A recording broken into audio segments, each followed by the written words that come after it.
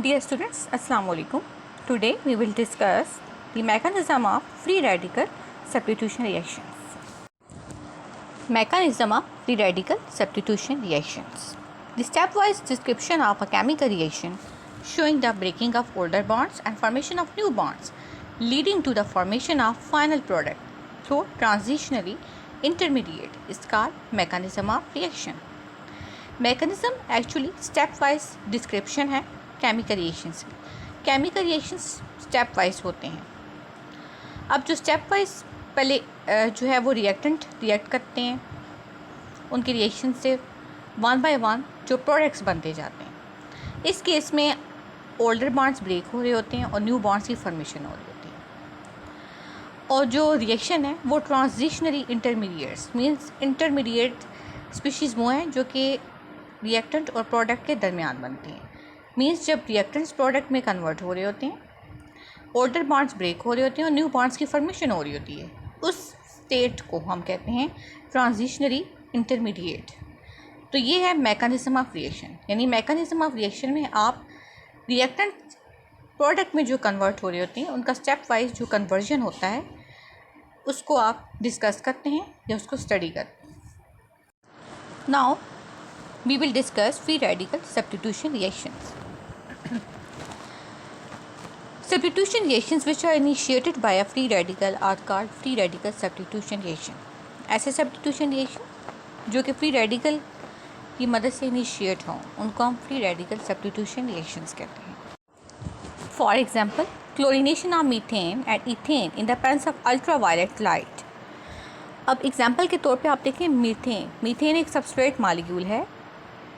अब ultra violet light की मौजूदगी में जो क्लोरीन है ये एक हाइड्रोजन को सब्स्टिट्यूट कर देगा. यानी एक हाइड्रोजन को रिप्लेस करके उसकी जगह खुद सब्स्टिट्यूट हो जाएगा, खुद जो सबस्ट्रेट मालिक्यूल का कार्बन है उसके साथ बाउंड हो जाएगा. इस केस में मीथेन अब किस में कन्वर्ट हो गया है, मिथाइल क्लोराइड में. और इसी तरह से जो हाइड्रोजन जो कि मीथेन का एक हाइड्रोजन जो कि रिलीज़ हुआ था वो सेकंड क्लोरीन के एटम के साथ कंबाइन होकर हाइड्रोक्लोरिक एसिड बना देगा. This is the example of free radical substitution reaction. ये एक जनरल रिएक्शन था जिसमें आपको फ्री रेडिकल सब्स्टिट्यूशन रिएक्शन बताया गया था. अब हम इसके मैकेनिज्म को डिटेल के साथ डिस्कस करेंगे. The mechanism involves the following steps. अब जो फर्स्ट स्टेप है वो है इनिटिएशन. इनिटिएशन स्टेप में ये होगा एक chlorine molecule undergoes homolytic fission in the presence of ultraviolet light to give chlorine free radicals. Initiation step में सबसे पहले एक मालिक्यूल जो है वो ब्रेक होता है. जैसे कि क्लोरीन का मालिक्यूल है ये ब्रेक होगा. दोनों जो क्लोरीन है वो अपना अपना इलेक्ट्रॉन लेकर सेपरेट हो जाएंगे. इसको हम होमोलाइटिक फिशन कहेंगे. होमोलाइटिक फिशन में मैंने आपसे कहा था जो एटम्स होते हैं वो सिमिलर एटम्स होते हैं, उनके बीच में इलेक्ट्रॉन पेयर शेयर हुआ होता है. अब क्लोरीन का जो मालिक्यूल है इसमें दो क्लोरीन के एटम्स शामिल हैं और दोनों अपना ऑक्टेट कंप्लीट करने के लिए उन्होंने अपना एक एक इलेक्ट्रॉन शेयर किया हुआ है. मतलब दोनों के बीच में एक सिंगल इलेक्ट्रॉन पेयर शेयर हुआ था. जब इनके बीच में बॉन्ड फिशन होगा मतलब बॉन्ड ब्रेक होगा तो ये होमोलाइटिक फिशन होगा जिसके रिजल्ट में दोनों क्लोरीन के एटम्स अपने अपने इलेक्ट्रॉन लेकर सेपरेट हो जाएंगे. तो इस तरह से फ्री रेडिकल की फॉर्मेशन हो रही है. अब ये दोनों रेडिकल फॉर्म में आ गए, मीन्स दोनों फ्री रेडिकल्स बन चुके हैं. दोनों के पास सिंगल सिंगल हैं. फ्री रेडिकल्स एक्चुअली वो स्पीशीज़ होती हैं जिनके पास अनपेयर या फिर सिंगल इलेक्ट्रॉन होता है. Now next step is propagation. A chlorine free radical attacks a methane molecule to give methyl free radicals and HCl. अब जो क्लोरीन का फ्री रेडिकल है वो मीथेन के मालिक्यूल को अटैक करेगा और मिथाइल फ्री रेडिकल बना देगा और साथ HCl प्रोड्यूस होगा. इनिटिएशन स्टेप में जो क्लोरीन के फ्री रेडिकल्स बने थे अब उनमें से एक फ्री रेडिकल का अटैक बताया जा रहा है जो कि सबस्ट्रेट के ऊपर हो रहा है. मीन्स ये जो फ्री रेडिकल है क्लोरीन के ऊपर एक इलेक्ट्रॉन है. अब ये क्लोरीन फ्री रेडिकल बन चुका है, ये हाईली अनस्टेबल है और ये अटैक करेगा ऑन द मीथेन मालिक्यूल तो जिसकी वजह से मिथाइल फ्री रेडिकल बन जाएगा. अब मिथाइल फ्री रेडिकल जैसे ही बनेगा वो इस तरह से कि जो मीथेन है इसका एक हाइड्रोजन रिलीज़ हो जाएगा. हाइड्रोजन जैसे ही रिलीज़ होगा तो यहाँ पे मिथाइल फ्री रेडिकल बन गया. अब जो हाइड्रोजन है उसके साथ क्लोरीन कोवलेंट बॉन्ड बना लेगा. अब HCl जो बन गया इस केस में हाइड्रोजन का एक इलेक्ट्रॉन और एक क्लोरीन का इलेक्ट्रॉन दोनों शेयर हो चुके हैं, दोनों के बीच में सिंगल कोवलेंट बॉन्ड बन गया है। अब यानी एक फ्री रेडिकल जो कि क्लोरीन का फ्री रेडिकल था उसने मीथेन के ऊपर अटैक करके खुद को स्टेबल कर लिया है और मीथेन को मिथाइल फ्री रेडिकल में कन्वर्ट कर दिया है। और सेकंड जो इसके साथ जो सेकंड स्टेप बताया गया वो ये है, the methyl free radical thus produce attacks a chlorine molecule to form methyl chloride and chlorine free radicals. अब जो फर्स्ट आपने जो ए वाला जो आपके पास रिएक्शन था उसमें मिथाइल फ्री रेडिकल बना था। अब मिथाइल फ्री रेडिकल क्या करेगा, एक स्टेबल जो मॉलिक्यूल है क्लोरीन का Cl2 उसके ऊपर जाके अटैक करेगा और फिर क्या करेगा, बॉन्ड इसके अटैक की वजह से क्लोरीन का जो बॉन्ड है वो ब्रेक हो जाएगा और दोनों क्लोरीन फ्री रेडिकल्स में कन्वर्ट हो जाएंगे। एक क्लोरीन मिथाइल फ्री रेडिकल्स के साथ रिएक्शन कर देगा और मिथाइल क्लोराइड बना देगा और सेकंड जो है वो क्लोरीन फ्री रेडिकल बन चुका है। These propagation steps are repeated again and again। और ये जो प्रोपिगेशन स्टेप है ये अगेन एंड अगेन रिपीट होते रहते हैं। मतलब इस केस में एक फ्री रेडिकल बनता है, वो स्टेबल मालिक्यूल के ऊपर अटैक करके उसको फ्री रेडिकल में कन्वर्ट कर देते हैं और खुद स्टेबल मालिक्यूल में कन्वर्ट हो जाते हैं। ये प्रोसेस जो है वो इसी तरह से स्टेप बाय स्टेप चलते रहते हैं, इसको हम प्रोपिगेशन स्टेप कहते हैं। Next is termination step. The above chain reactions come to an end when any two free radicals combine to form stable products। अब जो लास्ट स्टेप में जो प्रोपिगेशन स्टेप था उसमें जो फ्री रेडिकल्स बन रहे थे, अब टर्मिनेशन स्टेप में ये होगा जो फ्री रेडिकल्स हैं वो आपस में कंबाइन होना स्टार्ट कर देंगे। मीन्स वो जो फ्री रेडिकल स्पीशीज़ है जो कि हाईली अनस्टेबल एटम्स हैं वो आपस में रिएक्ट करके स्टेबिलिटी गेन कर लेंगे। जिस तरह से अब दो आप देख सकते हैं क्लोरीन के फ्री रेडिकल्स हैं, दोनों के बीच में शेयरिंग हो गई है और क्लोरीन गैस बन गई है। इस तरह से मिथाइल फ्री रेडिकल और क्लोरीन जो हैं दोनों आपस में रिएक्ट करके मिथाइल क्लोराइड बना देंगे। मिथाइल फ्री रेडिकल्स जो हैं दोनों रिएक्शन करके इथेन बना देंगे। In actual practice, the above reaction does not stop at methyl chloride stage. The remaining 3 hydrogen atoms of methyl chloride can be successively replaced by chlorine atoms. अब यहाँ पे second जो स्टेप आप देख रहे हैं, मिथाइल क्लोराइड की formation हो रही है। मिथाइल फ्री रेडिकल और साथ जो क्लोरीन फ्री रेडिकल है दोनों के रिएक्शन से मिथाइल क्लोराइड बन गया। ये तो एक जनरल इन्होंने टर्मिनेशन का रिएक्शन यहाँ पे बताया गया है। इन प्रैक्टिस देखा जाए तो यहाँ पे ये रिएक्शन स्टॉप नहीं होगा, बल्कि इसी तरह से क्लोरीन के जो बाकी फ्री रेडिकल्स होंगे वो मज़ीद आगे मिथाइल के रेडिकल्स के साथ रिएक्ट करते करते इसमें से सारे हाइड्रोजन एटम्स को रिप्लेस कर देंगे। तो इस तरह से फ्री रेडिकल सब्स्टिट्यूशन रिएक्शन जो है वो कंप्लीट हो जाता है।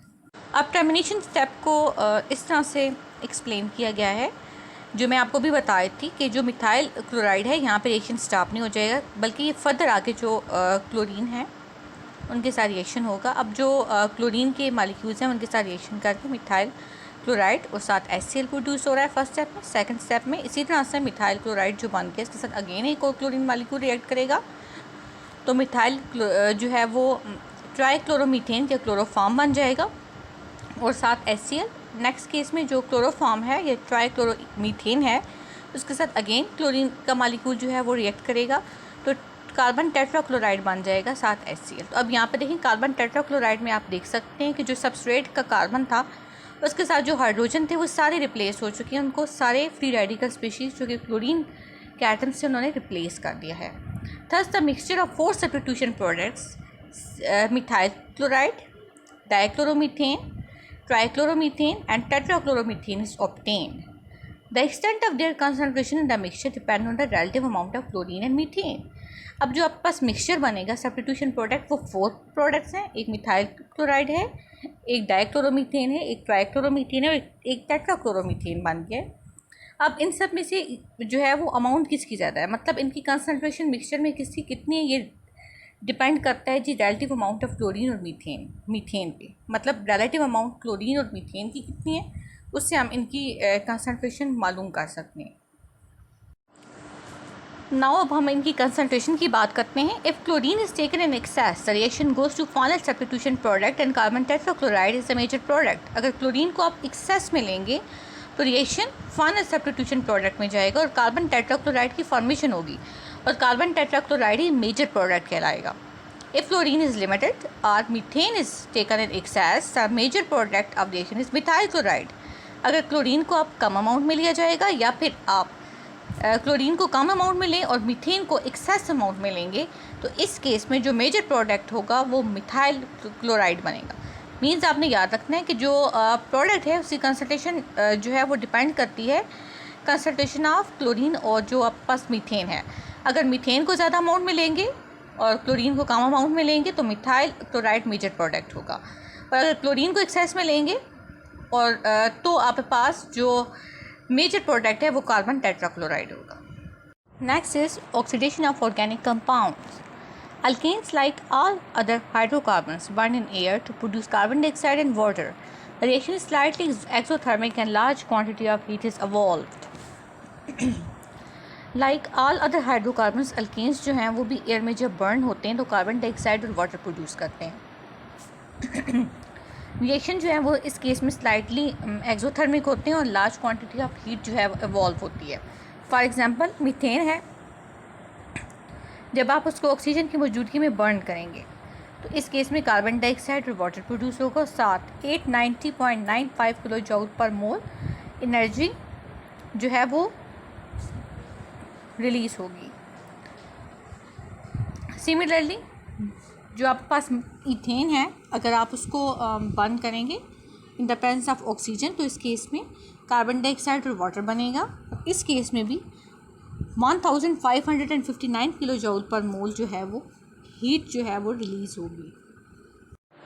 This reaction is of high significance as it provides basis for their use as fuel to get heat and power. ये जो रिएक्शंस हैं जिस केस में जो है वो बर्निंग का प्रोसेस हो रहा है, मीथेन बर्न हो रहा है ऑक्सीजन की मौजूदगी में और कार्बन डाइऑक्साइड वाटर प्रोड्यूस हो रहा है, साथ हीट रिलीज़ हो रही है। अब ये जो रिएक्शंस इनका बहुत इतना सिग्निफिकेंस रोल है क्योंकि इस केस में हीट और पावर जनरेट होती है और इनको आगे इलेक्ट्रिसिटी बनाने के लिए इस्तेमाल किया जाता है और many other commercially important products की सिंथेसिस के लिए इनको यूज़ किया जाता है। When there is insufficient supply of oxygen, alkanes on combustion form carbon monoxide and water or carbon soot and water. अगर जो इन्वायरमेंट है इसमें ऑक्सीजन की जो सबका जो सप्लाई है या जो इसकी अमाउंट है वो इनसफिशेंट हो, मतलब लिमिटेड हो, तो उस केस में जब कंबशन का प्रोसेस होता है तो कार्बन डाइऑक्साइड की वजह कार्बन मोनोऑक्साइड प्रोड्यूस होती है। अब कार्बन मोनोऑक्साइड प्रोड्यूस होती है सम टाइम अगर बहुत ही लिमिटेड ऑक्सीजन मौजूद हो तो उस केस में कार्बन के सूट पार्टिकल्स जो है वो उनकी फॉर्मेशन होती है। देखिए अब लिमिटेड केस में मीथेन जब बर्न कर रहे हैं तो कार्बन मोनोऑक्साइड और वाटर के साथ हीट इवॉल्व हो रही है, लेकिन वेरी लिमिटेड केस में कार्बन के सूट पार्टिकल्स जो हैं वो रिलीज़ हो रहे हैं और वाटर और साथ हीट। और कार्बन जो सूट पार्टिकल्स हैं ये एक्चुअली बहुत ब्लैक कलर का स्मोक होता है।